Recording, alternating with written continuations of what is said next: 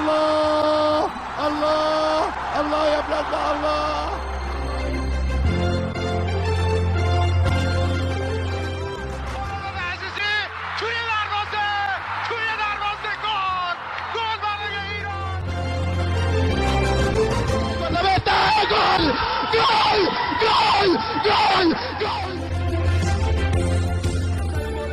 Fez a finta, lá vai Romário, é gol!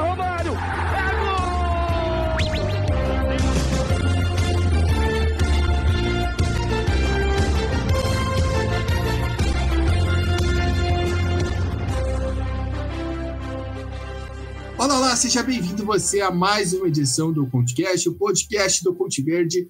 Eu sou Gabriel Sauaf, estou aqui hoje para a gente fazer a nossa o nosso esquenta para a Copa Ouro. A gente já está nesse clima desde o mês passado nas nossas redes sociais, com análise das seleções, com curiosidades históricas, com análises táticas dos jogadores, enfim, o guia completo, o raio-x das chaves.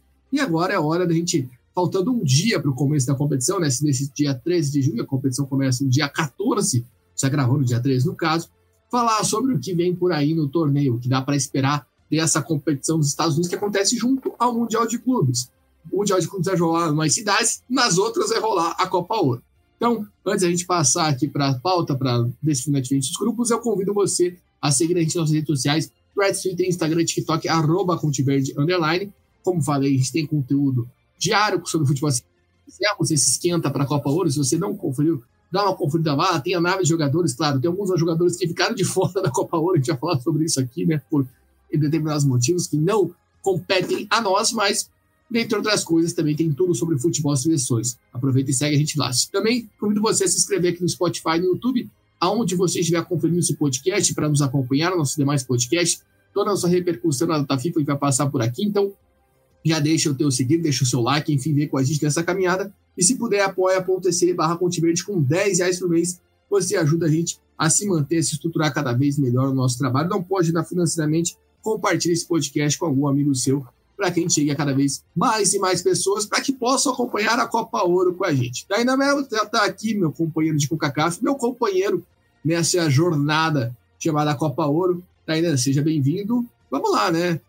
Chegou a hora do torneio, a gente vai falar, né, tem muitos desfalques, podemos dizer assim, né, nas seleções, por conta do Mundial de Clubes, por conta das seleções, mas é uma competição que promete bastante. Seu primeiro panorama para esse torneio, seja bem-vindo. E aí, Gabriel, tudo bem? Prazer mais uma vez estar aqui. Vamos lá, Copa Ouro, mais uma vez, Estados Unidos com participação leve de Vancouver, no Canadá. Vamos ver se consegue fugir um pouco da lógica da última edição. Das últimas edições. A última edição teve a surpresa do Panamá estar na final. Geralmente são México e Estados Unidos.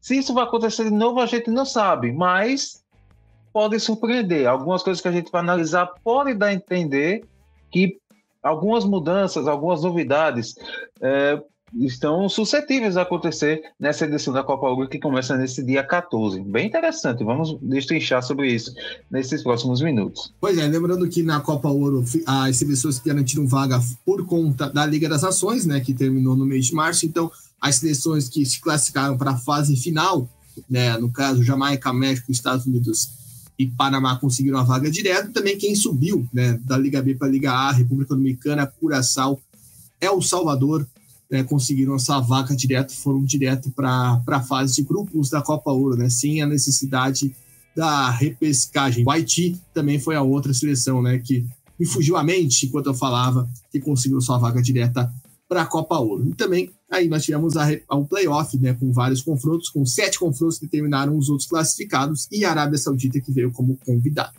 Sem mais longas, vamos para os grupos, começando pelo Grupo A, grupo que tem México, Costa Rica, Suriname e República Dominicana, grupo que vai abrir a Copa Ouro, né?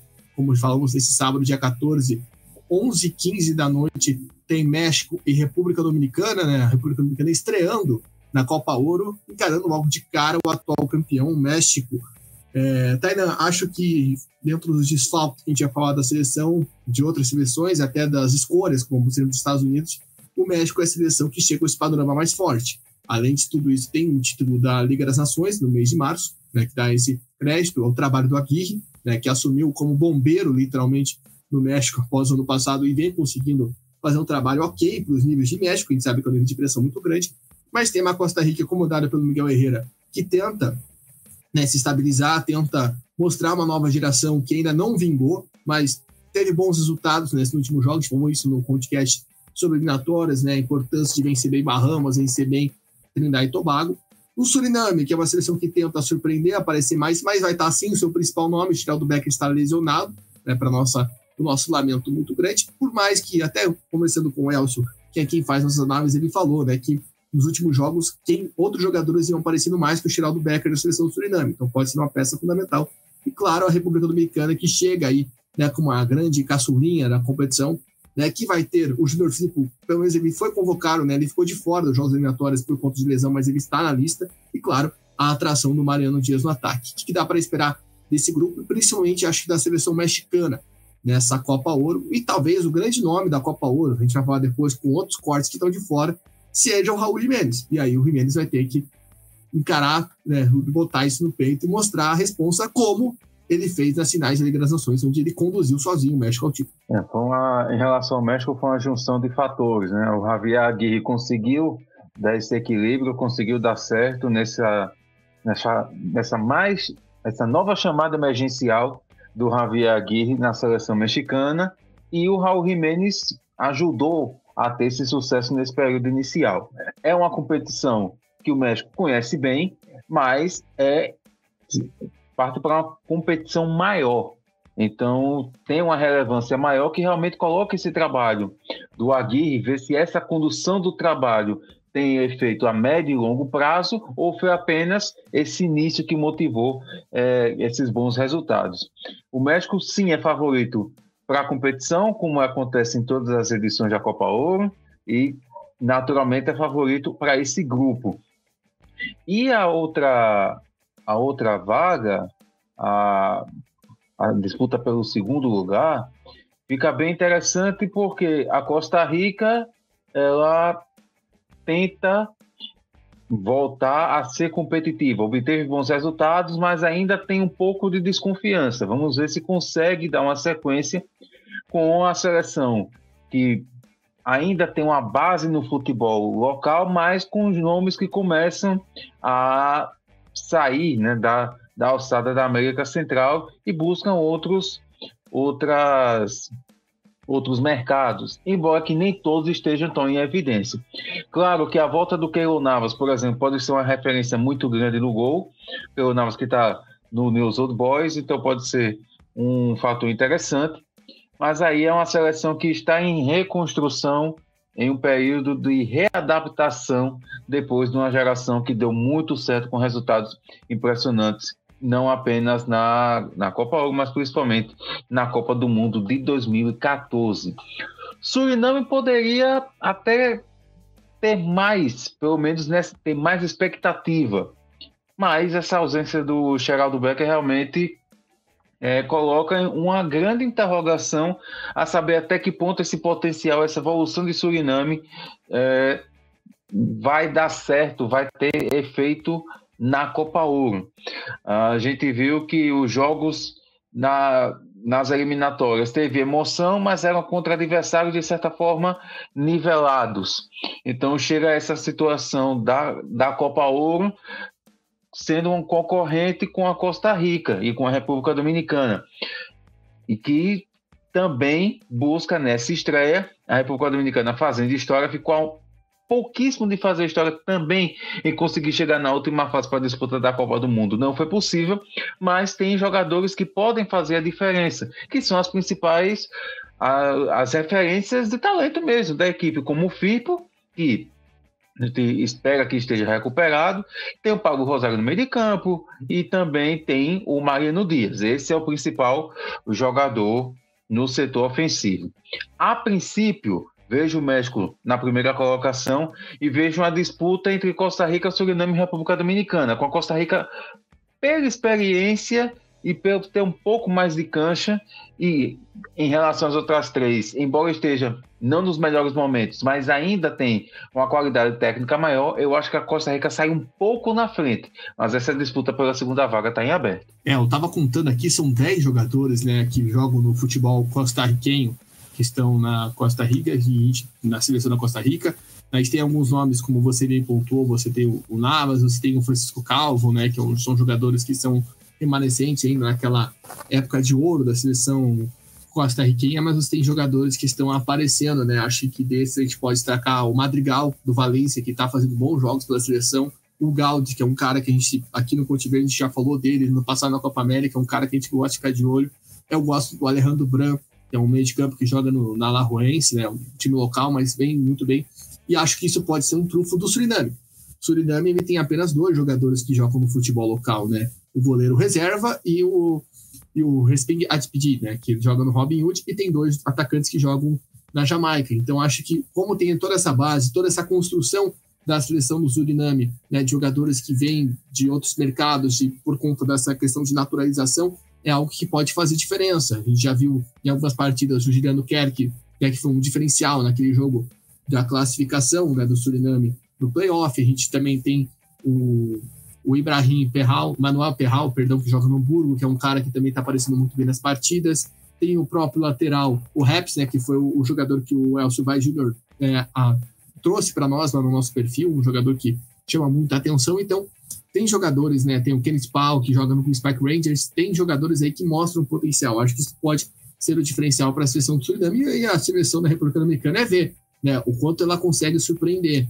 Né? Acho que ela já mostrou um pouco de potencial, a gente falou muito sobre ela no podcast das eliminatórias, né? É ver como, principalmente, o Mariano Dias vai estar, um jogador que está sem clube faz um pouquinho de tempo, mas você tem outros jogadores que vem se destacando, né? Como você trouxe, o Pablo Rosário é um dos principais jogadores dessa seleção. Nós temos também o Domi Romero, né, que joga no Bolívar.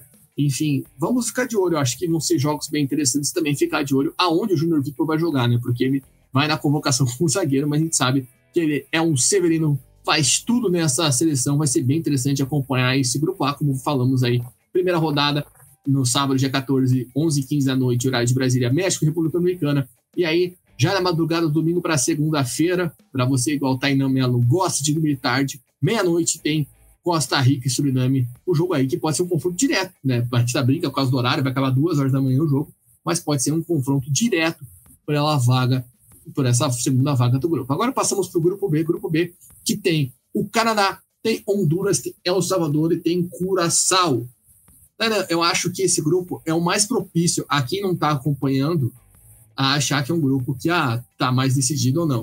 O Canadá, acho que é a seleção que, pelo Mundial, tem um grande desfalque, que é o Davis, né, que o Alphonso Davies vai estar com a seleção, com o Bayern de Munique, e acabou não sendo convocado. Foi o grande jogador, assim, podemos dizer, da competição que está de fora, né, mas você tem o Jonathan David, que está fazendo bons jogos pela seleção canadense, né, enfim, outros jogadores que estão aparecendo muito bem. Eu chamo mais uma vez a atenção pelo Schaffenburg, né, que foi um jogador que foi diferencial na campanha do Canadá ano passado na Copa América, né? Ele jogou muito bem, né? O Canadá semifinalista da Copa América, mas acho que a pegadinha em quem não acompanha muito está na segunda vaga, porque Honduras é uma seleção que, claro, tem potencial, tem mostrado isso, né? Podia ter conseguido a vaga direta, a gente lembra daquele jogo contra o México. O Salvador está numa fase complicadíssima, né? Nas eliminatórias passou na ponta dos dedos, e também, por mais que estivesse num grupo tranquilo na Liga das Nações, ainda quase perdeu essa vaga passando de Granadinas, mas Curaçao, até pela rodada que fez a eliminatória, chega com muita moral para a Copa Ouro, né? É uma seleção que vem destacando entre esses emergentes e pode ter nessa Copa Ouro o seu grande trunfo. Eu acho que é uma seleção que é candidata à surpresa, não só nesse grupo, mas no geral. Enfim, como você enxerga essas seleções? O Canadá com essa baixa, Honduras tentando uma regulagem na mão do Rueda, né? Quem lembra do Rueda no Flamengo é o Rueda, que é o treinador de Honduras. É um Salvador completamente estável, e Curaçao mostrando, assim como o Suriname, esse trabalho de naturalizações que vem dando resultado no Caribe. Em relação ao Canadá, além do Alphonso Davies, teve a lesão do Adekuri, né? Defensor, que é um jogador que já tem experiência na seleção, e ele foi substituído pelo Zoran Bassong.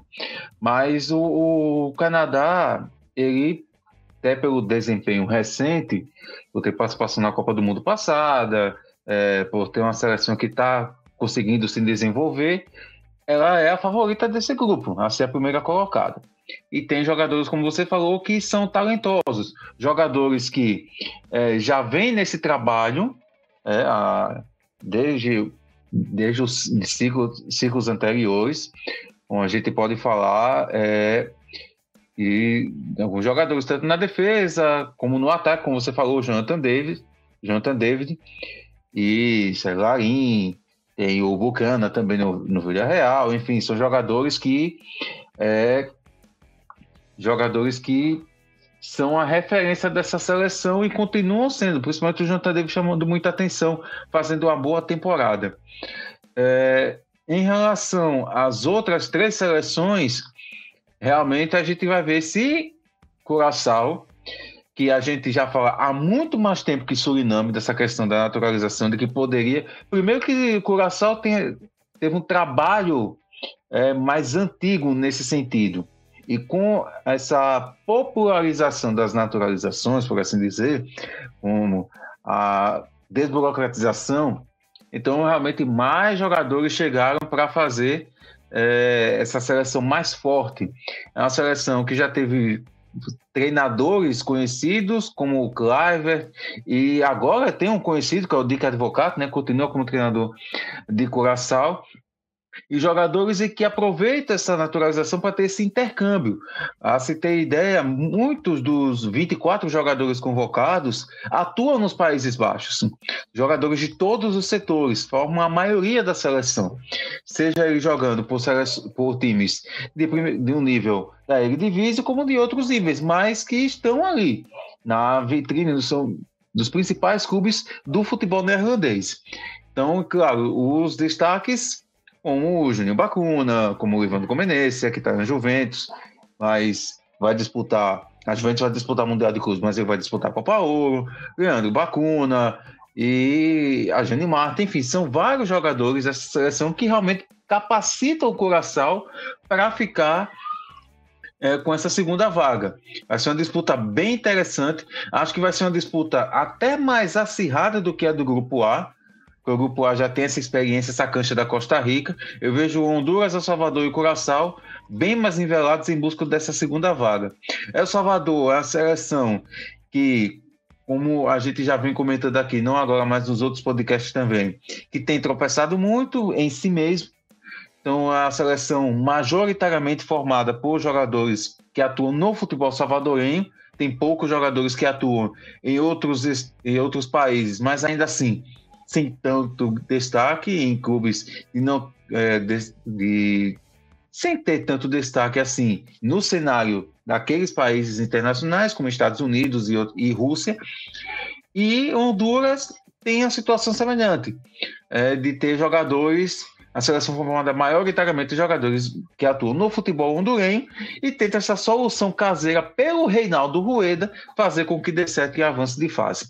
Vejo o Canadá à frente, Curaçao com muita chance de surpreender e buscar essa segunda vaga, mas é uma situação nivelada com Honduras e El Salvador. São 12 jogadores da seleção de Curaçao que atuam na Holanda, então acho que isso chama atenção. E é curioso que também tem um jogador que joga na Indonésia, né? A Indonésia que também está fazendo esse mesmo intercâmbio, né? Já falou em outros podcasts. Fica esse destaque. Também é interessante ver o Juninho Bacuna, né? Que é um grande jogador da seleção, já teve bastante rodagem pelo futebol europeu, agora está lá na Arábia também, chamando a atenção. Acabou sendo rebaixado no Al-Wehda, mas, né, continua sendo o grande nome desse time. El Salvador, por sua vez, tem apenas 2 jogadores, né, que jogam fora, o Brian Gil, o Harold Osório, até mesmo o grande jogador da seleção, né, o Darwin Seren, joga em El Salvador, né, jogadores do Anguila, do Aliança, do FAS, enfim, tem essa questão aí da seleção salvadorenha de muitos jogadores. Honduras, acho que tem muitos jogadores de defesa que atuam no futebol local e fora.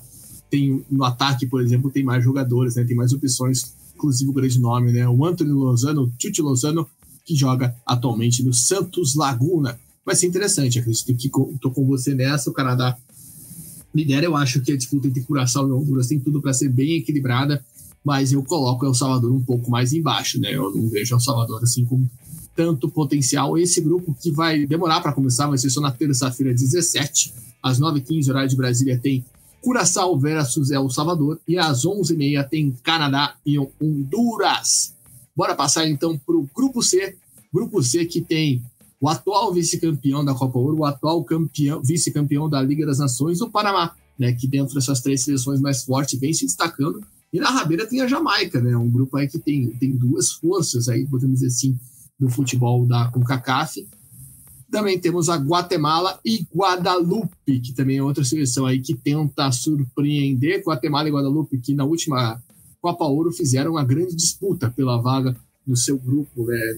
Pela segunda vaga no grupo que tinha, além deles, Canadá e Cuba.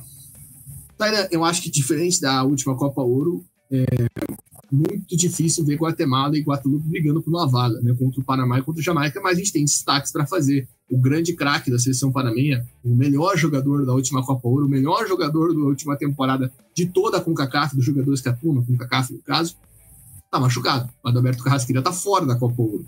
Né, acho que é uma baixa gigante, enquanto, por outro lado, a Jamaica vai ter, né, o seu grande nome no ataque, né, o Leon Bailey, que a gente já falou outras vezes, né, conseguiu essa proximidade, né, com a federação, né, depois de várias tretas, ele está de volta, né, o Michael Antônio também está na seleção, que também é um grande nome, você também tem o Cordova Reid do Leicester, que também é um jogador que atuou muito bem na seleção.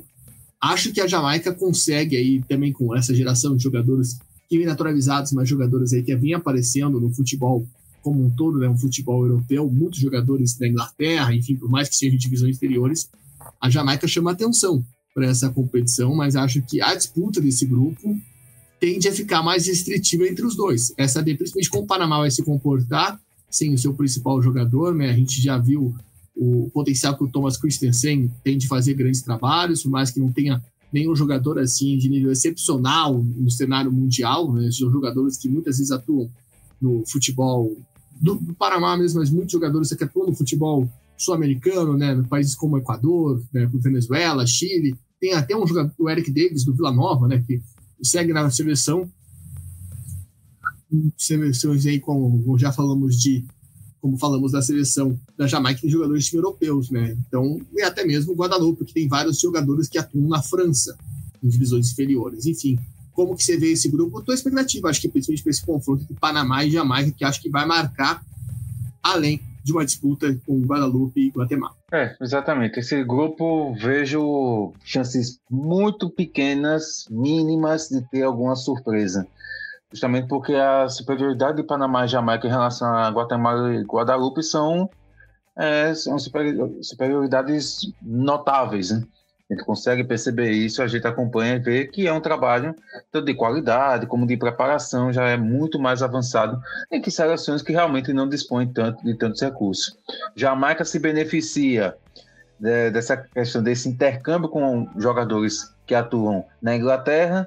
Se eu contei certo, posso estar errado, mas são em média 14 jogadores dos convocados que atuam no futebol inglês, além de outros que atuam na Turquia, na Arábia Saudita, e esse setor ofensivo realmente é um diferencial muito talentoso, como você falou, né? Tem Leon Bailey, Demarai Gray, tem Ronaldo Cefa, já não está nesse mesmo nível, mas ainda assim é um jogador interessante. Tem Decodra Valide, tem Michael Antônio. Então tem outros jogadores também, mas principalmente esse setor de ataque é que dá esse potencial ofensivo pela qualidade técnica que a gente vê, e claro, com o retorno do Bailey, que realmente é o melhor jogador dessa seleção. E o Panamá tem essa ausência, mas os jogos recentes, melhor dizendo, são bem interessantes e mostram uma seleção bem competitiva, uma seleção que tem conseguido obter bons resultados, e acredito que essa força do Panamá vai continuar pelo menos nessa primeira fase, até pelo grupo. Em relação a esse confronto Panamá e Jamaica, realmente vai ser bem interessante. A gente, claro, não dá para prever agora, mas será um confronto realmente bem interessante, que as duas seleções têm qualidades que podem ser apontadas tanto para o lado como para possíveis vencedores. A pessoa, por exemplo, pode analisar e achar o Panamá vencedor, o Panamá é favorito para esse confronto, vai ter argumentos que são muito plausíveis, da mesma forma que a seleção jamaicana. Em relação a Guatemala e Guadalupe tem essa mesma coisa em relação da Jamaica, mas um pouco atrás, um pouco mais limitada. Então, jogadores que atuam na Europa, muitos na França, em divisões inferiores, tem alguns jogadores que atuam em times mais de ponta, que foram rebaixados, né, como o Montpellier e Saint-Étienne, mas ainda assim tem essa cancha de ter o futebol, atuar no futebol internacional, futebol europeu. Então, traz essa qualidade à seleção de Guadalupe. E a Guatemala é uma seleção, assim como, por exemplo, com Honduras e como El Salvador, que é formada principalmente por jogadores que atuam no futebol local. Para se ter uma ideia, são os jogadores convocados pelo Luiz Fernando Tena, eles atuam ou na Guatemala, ou no Canadá, no caso apenas um, ou nos Estados Unidos. Apenas um, o Nicolás Samayoa, sempre gaguejo o nome dele, que atua na Romênia. É o único jogador dessa seleção da Guatemala que atua fora do continente americano. Então, isso é uma evidência de que realmente é um time que tem uma rotação diferente e que, nesse sentido, pode sair um pouco atrás. Mas, claro, com Panamá e Jamaica cotados como serem os favoritos a buscarem a vaga, fica essa questão de Guatemala e Guadalupe fazer essa avaliação de até onde eles podem chegar no desempenho individual nessa competição. Chama atenção o Menes Lang fora da seleção da Guatemala, né? Ele que é do Derby County, estava na convocação para as eliminatórias, jogou a partida contra a República Dominicana, ficou de fora aí nessa lista da Copa Ouro. E lembrando, né, que também a Guatemala tem muita confiança no Nicolas Hagi, né, que é o goleiro que atualmente está no Columbus Crew, quando jogou, né, a última Copa Ouro, onde ele foi o grande destaque da classificação do Guatemala até as quartas de final, ele estava no futebol de Israel. Eu vou dar um palpite aqui, se a gente teve o Carrasquilha como o craque improvável da última Copa Ouro, e não quero falar que o Bailey é um craque improvável, porque qualquer um que assiste futebol europeu sabe da capacidade que o Bailey tem, mas até por vir da Jamaica, ele pode ser esse cara, né? Se a gente tem o Raul Jiménez como grande nome, o Bailey também dá pra gente colocar nessa seara de grandes nomes, já que a gente não vai ter o Pulisic, não vai ter Chicago Becker. Enfim, acho que o Bailey pode vir forte sim, com uma opção pra gente ter como um grande nome. E ficar de olho, né? O confronto que você falou entre Panamá e Jamaica vai fechar o grupo, né? Vai ser só na última rodada. Nessa primeira rodada, a gente vai ter na segunda-feira, dia 16, às 8 horas, horário de Brasília, a partida entre Panamá e Guadalupe, e às 11 horas, Jamaica e Guatemala. Então, para a gente ficar de olho, ver como essas duas seleções estreiam, né? Se elas não vão vacilar, né? Vão manter esse prognóstico aqui que a gente fez, que de fato são duas seleções favoritas para conseguir essa vaga e também favoritas para conseguir a vaga na Copa do Mundo na terceira fase de eliminatórias. Agora vamos passar para o último grupo, o grupo D. Grupo D, que tem Estados Unidos, tem o Haiti, tem Trinidad e Tobago e tem a Arábia Saudita, né? Nesse caso, só um detalhe, eu estava até esquecendo, né? A gente falou tanto sobre isso em off, ia passar batido. A gente teve um caso na seleção da Guatemala, que um jogador estava convocado para a seleção da Guatemala e também estava convocado para atuar pelo Los Angeles FC no Mundial de Clubes, que é o caso do Matt Evans, que é um jogador da base, né? Um jogador que recém subiu aí, né? Estava no time B do Los Angeles, foi um jogador que até teve sua primeira oportunidade nessa data FIFA, né? Na classificação, perdão, do jogo contra a Guiana, lá em março, né? Teve sua primeira oportunidade de seleção principal, vai ficar na seleção da Guatemala, né? Até porque, como no Mundial de Clubes são 35 jogadores, é uma lista larga, mas ele vai jogar a Copa Ouro. Eu falei isso porque no grupo D a gente tem uma situação parecida. Temos Estados Unidos, temos o Trinidad e Tobago, temos Haiti, também temos o convidado, né, a Arábia Saudita, e aqui a gente tem a peculiaridade, né? A gente tem duas seleções que optaram por vir sem sua força máxima.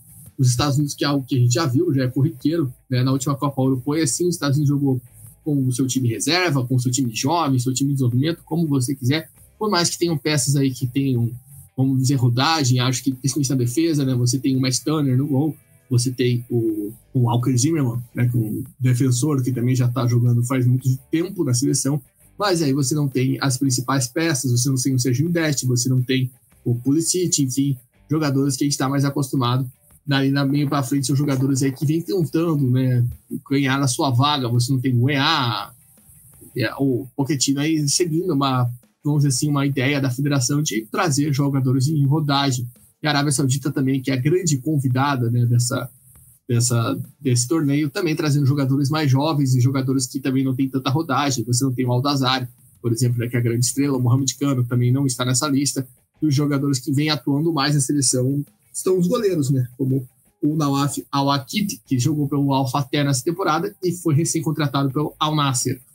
E aí a gente abre uma questão, será que Haiti e Trinidad e Tobago vão conseguir bater de frente? O Trinidad e Tobago de Dwight Yorke, né, que tem no Levi Garcia seu grande nome, e também o Haiti, né, que tenta chegar aí com uma força, né, tem o Dickies Nelson, que é o maior artilheiro da história, como sua grande força, e também rolou isso no Haiti, né, o Faf Picault, que é o camisa 7 clássico da seleção, foi convocado para a Copa Ouro, mas também foi convocado pelo Inter Miami para o Mundial, acabou se apresentando para disputar o Mundial.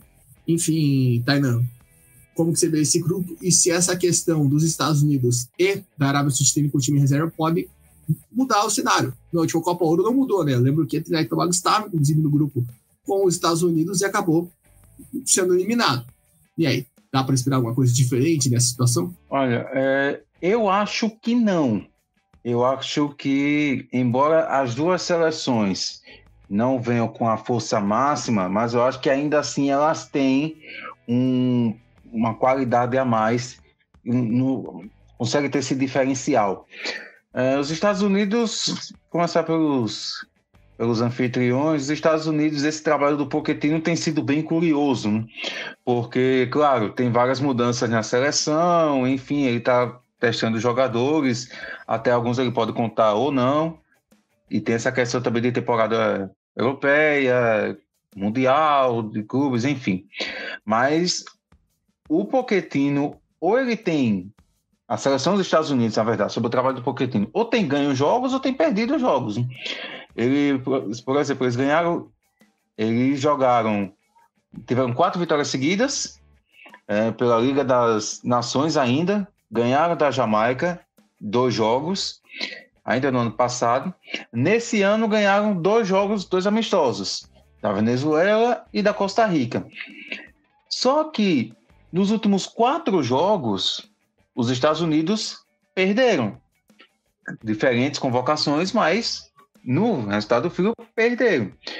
Perdeu para o Panamá e perdeu para o Canadá, adversários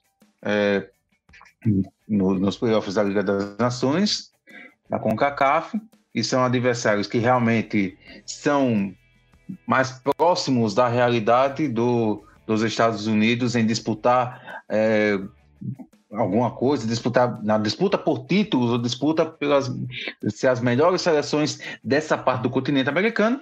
E nessa última data FIFA perdeu para a Turquia e por 2-1 e perdeu por 4-0 para a Suíça fazendo 4 gols no primeiro tempo. Então são resultados que colocam esse sinal de alerta, porque existe o trabalho que, quando o Pochettino foi contratado, é para ser um treinador de experiência, para lidar com essa seleção que tem aumentado a qualidade técnica por ter um campeonato, por ter um mercado mais atrativo, tanto para jogadores que atuam de fora para as ligas domésticas, como de jogadores de ligas que surgem na base e em clubes da MLS para fora, para atuar principalmente na Europa, embora ainda não sejam os principais jogadores, como a gente fala de Pulisic, Serginho Dest e outros jogadores, mas ainda assim são jogadores que atuam em grandes centros, jogadores que atuam no Crystal Palace, por exemplo, na Inglaterra, jogadores que atuam no Bournemouth também na Inglaterra, jogadores que estão na Premier League, jogadores que estão na Bundesliga, jogadores que estão em La Liga, na Espanha. Então são jogadores que realmente podem fazer a diferença, mas fica esse pé atrás, né? Eu acho que os Estados Unidos se classificam, mas fica essa desconfiança, até por esses testes preparatórios na reta final ligarem um alerta. Porque a gente sabe que esses testes perto de Copa Ouro, Copa América, Copa do Mundo, quando se ganha, a depender do adversário, não faz mais do que sua obrigação. Quando perde, pode se instalar uma grande crise e gera uma enorme desconfiança. Então é algo a ser analisado como a seleção anfitriã vai desempenhar. Mas ainda assim eu acredito que ela seja a favorita a ficar com a primeira colocação. Em relação à segunda colocação dessa chave, a Arábia Saudita, em tese, ela tem mais... Eu vejo ela com mais qualidade para buscar essa vaga. Elas não têm a maioria dos jogadores, até porque tem times no Mundial de Clubes, né? Tem o Al Hilal está no Mundial de Clubes, então jogadores do Al Hilal não foram convocados, mas tem alguns jogadores do Al Fateh, do Al Nassr, do Al Ittihad e outros atletas, por exemplo, dos poucos que estão em outras seleções, né? Em outras seleções não, jogam em outras ligas. Por exemplo, o Saud Abdelhamid joga na Roma, o Faisal Al-Ghazi, que joga no Beerschot da Bélgica, junto com o Marwan Al-Sarraf, e o Mohamed Al-Saad, que joga no Dunkerque, da França. De todos os convocados, dos 26 convocados, são apenas esses 4 que atuam fora da Arábia Saudita, que já é uma seleção que tradicionalmente já tem essa questão de atuar no futebol local, e ainda mais com esse investimento nos últimos anos, a coisa ficou ainda muito mais voltada para esse fortalecimento do futebol local, ainda que tenha muitas estrelas. A ver como a seleção chega, porque a seleção da Arábia Saudita precisa ainda dar uma resposta, embora não tenha se classificado ainda de forma direta para a Copa do Mundo, ainda tem que disputar a outra fase, então vai precisar realmente o Hervé Renard nesse retorno, está precisando montar um time, pelo menos um conjunto. Ele tem as principais referências, mas precisa também ter as alternativas. Acredito que a participação da Arábia Saudita vai muito nesse cenário. Não vejo a Arábia Saudita tendo um tanto afinco para buscar algo grande na competição, mas a prioridade da comissão técnica é trabalhar para que tenha um conjunto forte para essa reta final de eliminatórias asiáticas para a Copa do Mundo. Em relação às outras seleções, Haiti e Trinidad e Tobago, Haiti tem se fortalecido, mas não tem o Fafá Picault, né? E aí optou por jogar no Inter Miami no Mundial de Clubes, né? Então realmente é uma perda considerável, embora tenha jogadores que tenham certa experiência internacional, europeia, que pode ser útil. Mas ainda assim eu não vejo o Haiti com essa... podendo bater de frente com a Arábia Saudita ou Estados Unidos, principalmente com a Arábia Saudita, que eu vejo um pouco abaixo. Os Estados Unidos, ainda com esses problemas, ainda vejo na primeira colocação. Em relação a Trinidad e Tobago, é o trabalho do Dwight Yorke, né? Que está se fortalecendo. Trinidad e Tobago já meio que em edições anteriores poderia ter conquistado algo, teria ter aparecido com mais destaque, mas não conseguiu. Não vejo agora porque eu vejo o grupo uma chave difícil para Trinidad e Tobago, e também vejo esse trabalho do Dwight Yorke que está se fortalecendo, está tentando resgatar uma identidade, o conjunto. Claro que a Copa Ouro é importante, mas estar de volta a uma Copa do Mundo jogada nessa parte no continente, na América do Norte, é importante para Trinidad e Tobago. Então, acho que é um projeto, né, um desenvolvimento do trabalho do Yorke à frente da seleção, com o objetivo de estar na Copa do Mundo. Pois acho que vai ser importante para o Haiti e o Trinidad e Tobago ver o desempenho dessas seleções contra duas seleções, né, como pontuamos aqui, que estão com seus times reservas, com seus times mistos, né? A maioria dos jogadores da Arábia Saudita já tiveram oportunidade de seleção, mas jogadores que voltam e meia ficam no banco, né? Não tem tanta atuação assim. Vai ser interessante ver como ela se sai. Obviamente, talvez os Estados Unidos saia como favorito. Acho que, não sei se a Arábia Saudita passa, é um ponto que eu acho que deixa em aberto, mas tem um grupo que acho que é um grupo que tem tudo para ser o mais disputado, justamente por esses fatores, né, que o Tainan pontuou, dessas seleções bem mais alternativas. E claro, o Pochettino acho que chega pressionado pelos resultados dessa goleada para a Suíça, foi algo completamente bizarro, independente se você está com o time reserva e tudo mais, é algo que não estávamos esperando que fosse acontecer. E só para passar as estreias, né, já vai acontecer nesse domingo, logo depois da estreia do primeiro jogo, no caso, os Estados Unidos estreia no dia 15, às 7 horas da noite, horário de Brasília, contra Trinidad e Tobago, e às 9h15, já na sequência, tem Haiti e Arábia Saudita.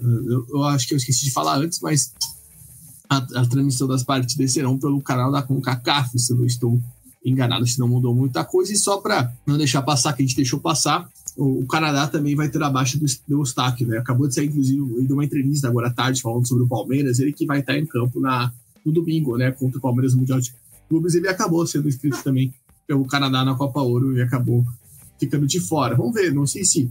Não, vou deixar aqui uma questão em aberto, que realmente não sei se, por exemplo, os times saem na fase de grupos e vão para a fase final, se o jogador pode vir jogar com a seleção. É uma oportunidade. Enfim, não sei se isso seria possível, mas...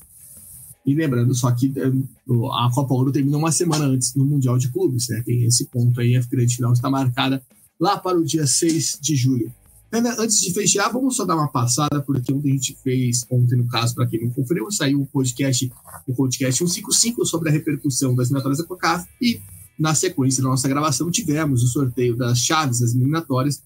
Nós tivemos aí no grupo A, um grupo com Panamá, El Salvador, Guatemala e Suriname. No grupo B nós temos Jamaica com Trinidad e Tobago, Curaçao e Bermuda. E no grupo C, para fechar a conta, nós temos Costa Rica, Honduras, Nicarágua e Haiti.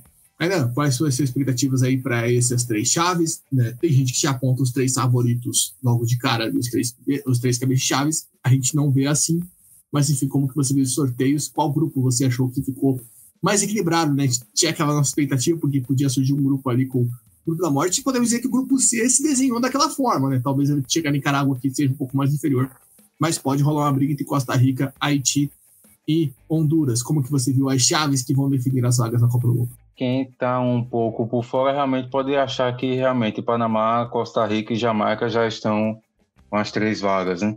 Mas não vejo dessa forma, realmente. No grupo A, Panamá, Salvador, Guatemala e Suriname, a gente vê que aí sim, Panamá vejo como favorito, e aí nessa briga pela segunda colocação, que, vale destacar, está em segundo, não é garantido de disputar a repescagem, né? São 3 grupos, mas são apenas 2 vagas, então não basta ser apenas segundo colocado para ter uma chance, tem que ir dentro do segundo colocado, tem que estar entre os 2 melhores para conseguir disputar a repescagem, caso não consiga a vaga direta.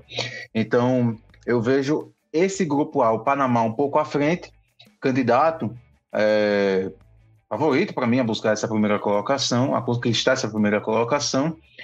E aí tem essa questão de El Salvador, Guatemala e Suriname. Como os jogos são em setembro, em tese o Geraldo Becker pode estar recuperado para disputar o jogo das eliminatórias. Então eu acredito que vai ser um jogo, vai ser uma disputa bem acirrada, e a primeira rodada é Suriname e Panamá, e Guatemala e El Salvador. Só que são 3 adversários, 3 seleções com um nível tão próximo que, tudo bem, o confronto direto vai ser importante, mas talvez o confronto direto, se na primeira, na segunda ou na terceira rodada, talvez não faça tanta diferença. Então a gente vai ver como a situação vai ser conduzida. São jogos rápidos, né? Não dá para ter... São em pouco espaço de tempo. São 6 jogos em 3 meses, hein? Em 3 já está setembro, outubro e novembro. Então vai ser bem interessante acompanhar, porque não vai ter esse espaço tão grande como teve nas outras fases eliminatórias, como tem com a CONCACAF Nations League. Vai ser uma coisa muito de momento. E o desempenho na Copa Ouro, para quem vai disputar a Copa Ouro, realmente pode contar, também pode ser um outro fator interessante. Grupo B, Jamaica, Curaçao, Trinidad e Tobago e Bermuda. Vejo Bermuda de fora, sendo o azarão, tentando beliscar uma segunda colocação, sendo a surpresa como ocorreu nas fases anteriores. Porque a gente tem Jamaica, que a gente já falou que na Copa Ouro é um adversário forte a disputar com o próprio Panamá, a liderança do grupo. Então acredito que a Jamaica possa, em condições normais, sair à frente pela primeira colocação. E aí tem Curaçao, Trinidad e Tobago com o que vai acontecer, porque Curaçao teve essa saída da data FIFA com impressão muito positiva. Teve no grupo, como a gente falou no podcast 155, essa disputa com o Haiti, chegou na última rodada 5-1 fora de casa. Tudo bem que é um campo neutro, mas mesmo assim conseguiu ganhar do Haiti, que tem a mesma campanha, golear por 5-1. Mostrou a força da seleção. E Trinidad e Tobago é essa coisa. Será que vai? Até onde ela vai? Até onde ela vai conquistar esse trabalho do York? Qual o resultado que pode dar a curto e médio prazo? Fica esse questionamento que aí a gente vai ver nas eliminatórias. Primeira rodada desse grupo B tem logo Trinidad e Tobago e Curaçao. aí talvez possa fazer a diferença um jogo logo na primeira rodada, entre esses dois. Porque, assim, a tabela não é espelhada, né? Por exemplo, o time na primeira rodada não vai ser da última, então é aleatório. Então, se essa primeira rodada pode começar logo com uma boa vantagem, quem vencer. Trinidad e Tobago, se conseguir ganhar de Curaçao em casa, vai conquistar um excelente resultado, mas também Curaçao sai muito na frente se conquistar esse resultado contra Trinidad e Tobago fora de casa. E em relação ao grupo C, é realmente um grupo que tem mais interrogações, porque a Costa Rica estava dando certo com o Alfaro, estava dando indícios de um progresso com o Alfaro. O Alfaro sai da Costa Rica, vai ao Paraguai, e a gente vê o resultado do Alfaro no Paraguai.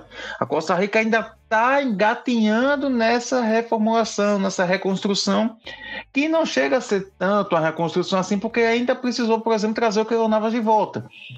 Então, se tivesse uma situação, Keylor Navas é goleiro, ok. Mas se o Keylor Navas, se a seleção tivesse bem servida nisso, tivesse um pouco mais numa situação confortável, talvez o Keylor Navas não tivesse aparecido de volta. E Honduras, Nicarágua, Haiti, eu vejo esse grupo muito nivelado, principalmente Honduras e Nicarágua. Honduras a gente sabe que tem esse potencial, Nicarágua também a gente sabe que pode ir, mas às vezes não vai. E o Haiti tem essa questão de que teve um bom desempenho na segunda fase, teve essa derrotadora para Curaçao e vem com Copa Ouro. A gente vê até onde o Haiti o desempenho do Haiti na Copa Ouro pode ser um fator determinante, não só do Haiti, mas também das outras seleções desse grupo, na disputa das eliminatórias. E aí, realmente, se tem esse equilíbrio da Copa Ouro, essa disputa bem nivelada, nas eliminatórias, aí a questão é ainda maior. Veja um equilíbrio, uma disputa ainda mais acirrada por essas vagas. No todo, acho que foram grupos bem distribuídos, com equilíbrio e com... exceto o grupo B, que eu vejo a questão de Bermuda um pouco mais abaixo, mas acredito que há uma disputa interessante, principalmente pelas vagas na repescagem. Serão datas FIFA interessantes, e assim como foi nessa última, talvez tenha esse caráter decisivo, talvez seja bem o que chame mais atenção com jogos interessantes nesse final de ano. Pois é, como você falou ali em determinado momento, acho que a situação de como as equipes vão sair da Copa Ouro vai determinar muito como algumas equipes vão entrar, como algumas equipes vão estar nessa disputa. Então, a ver como a Copa Ouro vai intervir nisso, a ver como a Copa Ouro vai abalar ou vai melhorar algumas seleções. Então, a gente vai ficar de olho. Vamos ficar de olho, vamos ficar na torcida, vamos acompanhar a Copa Ouro por primeiro, depois lá na frente tem essa última fase eliminatória, e acho que a briga pela repescagem vai ser muito boa, principalmente nessa questão de um segundo colocado vai ficar fora.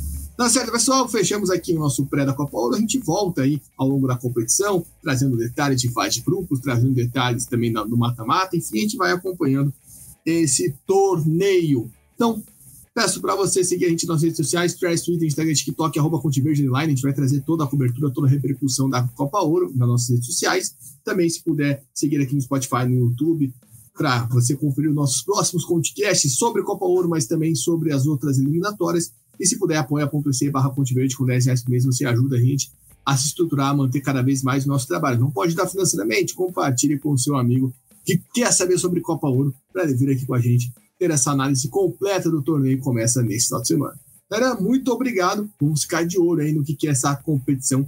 Nos reserva aí ao longo desse mês de junho, em paralelo com o Mundial de Clubes. Forte abraço. Valeu, Gabriel. Forte abraço. Vamos ver, mês movimentado na América do Norte. Uma prévia do que vai vir.